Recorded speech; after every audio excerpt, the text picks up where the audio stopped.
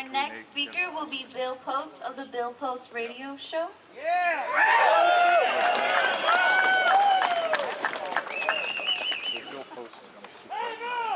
Howdy, how you doing? Nice to see you. How's your voice? Well, it's okay until I came out in the cold. I'd like to say howdy to everybody. I really want to thank you for coming out today. One of the things about having a rally, a gun rally as this is called in some ways, is we wanted to show the world, show Oregon, that people who carry weapons and use weapons are regular people, right? We're just folks. Now, that doesn't mean some of us aren't a little weirder looking than others. I mean, look around. But we're folks. We're just folks. We're not crazed people. We're just people. And I was thinking this morning as I came in. I thought about. There's been a lot of talk in this debate about guns over the last few weeks about what did the founding fathers think about the Second Amendment, the First Amendment. What are they thinking about the future? I've heard the argument of, well, they didn't picture, semi-automatic weapons and Glock semi-automatic rifles, and you know what I'm saying? People were saying they didn't envision the sort of weapons we'd have today, and they're using that as an argument. And I said to them, now hang on a second. Let's talk about the First Amendment for a minute. Do you think that our founding fathers intended, if we want to use this argument, for the First Amendment to give us the internet invented by Al Gore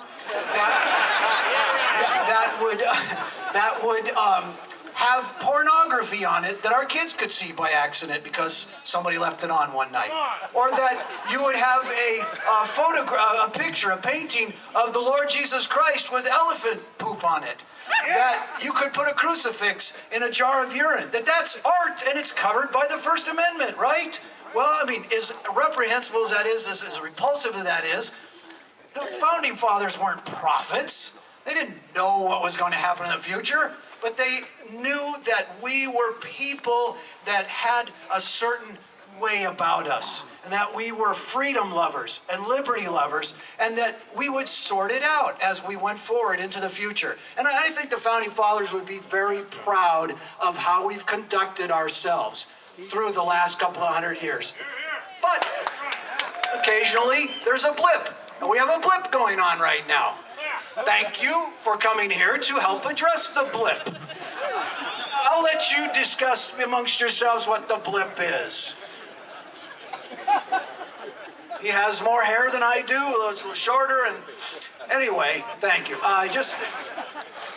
He's not good looking either.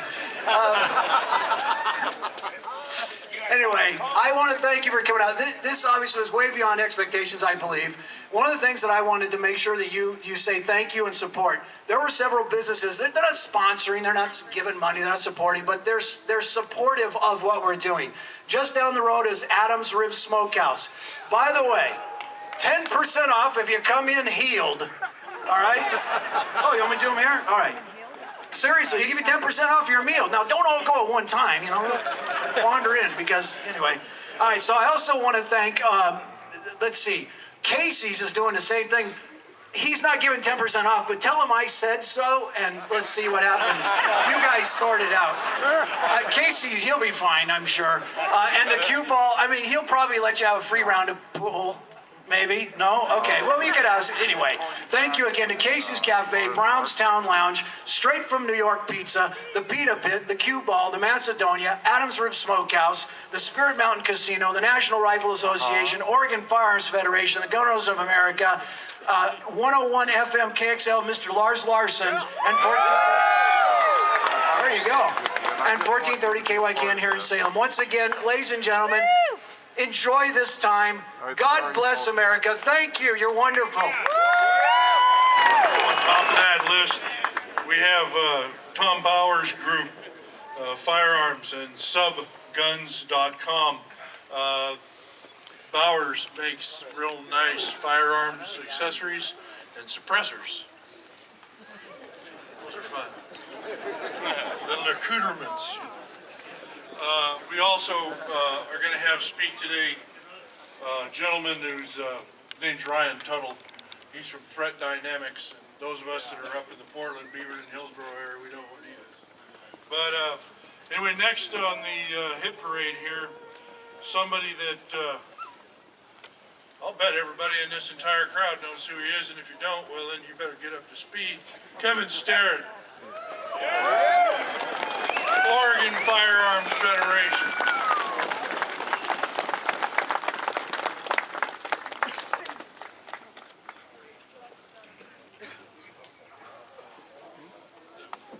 What can I say?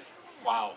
This is just amazing. I can't tell you how proud I am to have you all here. It's just absolutely astonishing. And I want to thank the guys that put this together, just grassroots bunch of guys. Did something we could have never done. There's so many people. I mean, every one of you guys is such an important part of this. Louder.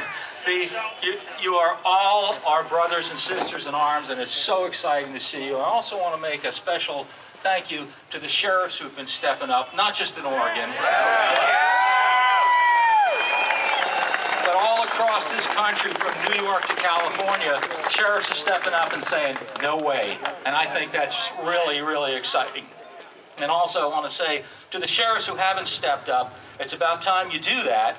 And remember that you guys are elected. Let's keep that in mind, okay? I also really want to thank the guys from motorcycle clubs who are such terrific supporters. Thank you guys for coming out in this weather. That is really an amazing commitment. Let's face it, we got a war of our lives on our hands right now. I've never seen anything like that. Now, we've got a lot of friends in this building, but we also got a lot of people who hate you. And they hate you because you believe in freedom. And they have to know that we're not going to take this. We have people, we have a governor who says that he's a big supporter of the Second Amendment because he has a .22 caliber bolt-action hunting rifle. I gotta wonder, what is it, frog season or something? So he has to get the message. Here's the thing that's so ironic and so hypocritical, is that when we have school children being gunned down, we tell them that their teachers and their principals are not allowed to protect them. But every person who works in this building has armed guards everywhere they go. All right? You can't walk from one end of this building to the other without dealing with many, many armed state police. You can't sit in a hearing room without having a man there with a gun. Are these people more important than our babies are? So what we're going to do is, I want to thank every one of you who came over to the table. I want all of the guys and ladies who've been supporters of us so long. And I want to remind you that if you can't get to us, you can always go on our website and sign up to get our emails, because that's how we're going to fight this, by letting you know what's going on. And we're going to tell the Burdicks and the Przanskis and all of these other people that we are not the enemy. They may be the enemy, but we're going to win this battle. Thank you guys for coming out.